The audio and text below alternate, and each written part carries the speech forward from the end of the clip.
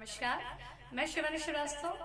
आज हमारे समक्ष योग गुरु श्री श्री त्रिभुवन जी पार्थ हैं। सर, आपका बहुत बहुत स्वागत है। नमस्कार सर, हम आज आपसे जानना चाहते हैं कि जो बौद्ध धर्म है इसके क्या सिद्धांत हैं और इसको किस तरीके से हम अपने जीवन में धारण कर सकते हैं। बहुत सुंदर सवाल है और भगवान बुद्ध को मैं नमन करते हुए भगवान बुद्ध के सिद्धांतों को आप सबके सामने रखना चाहता हूं। भगवान बुद्ध एक राजमहल में रहते हुए उन्होंने एक सम्यक दृष्टि अपनाने का सिद्धांत दिया। राजमहल में रहते हुए उन्होंने राजमहल का त्याग करके और जनसाधारण के बीच में जाकर के जनसाधारण के कष्टों को जानने का प्रयास किया और उसके निवारण का प्रयास किया। भगवान बुद्ध कहते हैं जीवन में दुख है, दुख का कारण है और दुख का निवारण है। अर्थात आपको जाना होगा कि दुख का कारण क्या है। पहले जानिए कि दुख का कारण क्या है, उसका निवारण कैसे हम करें। इस सिद्धांत पर हमें काम करना होगा। फिर दुख का निवारण हो जाता है, फिर आप सुखी हो जाते हैं। सुख प्राप्त के लिए आपको ये कार्य करना होगा। फिर भगवान बुद्ध कहते हैं, जनसाधारण को ये संदेश देते हैं कि उपवास करके शरीर को तपाने से परमात्मा को प्राप्त नहीं कर सकते।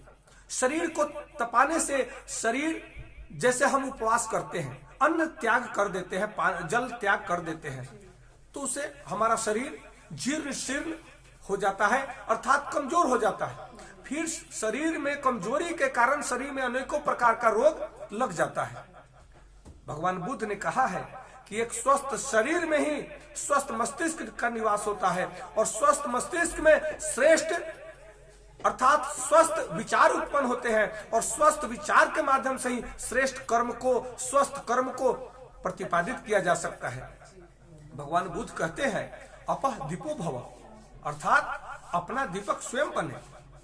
आप अनंत प्रकार से मिलने वाली ज्ञान को आप ग्रहण करें, सदगुरु के शरण में जाएं और ज्ञान ग्रहण करके और अपना दीपक खुद बने और सत्य मार्ग पर चलने का प्रयास करें। भगवान बुद्ध कहते हैं अपह दीपो भव। फिर कहते हैं बुद्धम शरणम गच्छामि, धम्मम शरणम गच्छामि, संघम शरणम गच्छामि। अर्थात वो कहते हैं कि बुद्ध के शरण में जाओ। बुद्ध अर्थात ज्ञान के शरण में जाओ, आपके शरण में जाओ, ज्ञानी सदगुरु के शरण में जाओ और वहां से ज्ञान की प्राप्ति करो। फिर कहते हैं धम्मम शरणम गच्छामि, उस प्राप्त किए हुए ज्ञान को धर्म रूप में अपने जीवन में प्रयोग करो, आत्मसात करो, धारण करो। फिर वह धर्म रूप में आपके जीवन को श्रेष्ठ बनाता है, जीवन में आनंद की प्राप्ति होती है। आपके सामने सारा संसार आपको एक परिवार सा, वसुधैव कुटुंबकम की तरह आप देखोगे और आपको लगेगा ईश्वर प्राणिधान, सब में ईश्वर का दर्शन करने का संदेश भगवान बुद्ध देते हैं।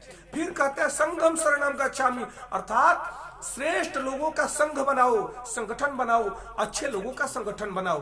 चोर अपना संगठन बना सकता है और ज्ञानी अपना संगठन क्यों नहीं बनाते, और बनाना चाहिए।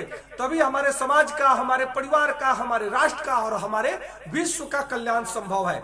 नमस्कार, धन्यवाद।